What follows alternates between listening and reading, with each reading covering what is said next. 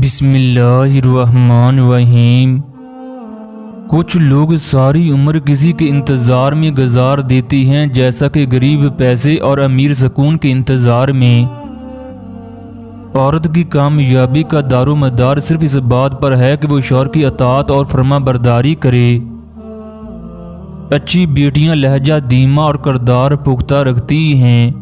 اچھی نیک اور پارسا عورت اگر فقیر کے گھر میں بھی ہو تو اسے بھی بادشاہ بنا دیتی ہے۔ عورت شوہر کی فرما برداری میں ہی اچھی لگتی ہے، نہ کہ مقابلے میں۔ عورت کو پسایا نہیں بسایا جاتا ہے، کیونکہ خاندانی مردوں کی یہی نشانی ہے۔ ایک عورت کی عزت کرنا اسے خوبصورت کہنے سے زیادہ بہتر ہے۔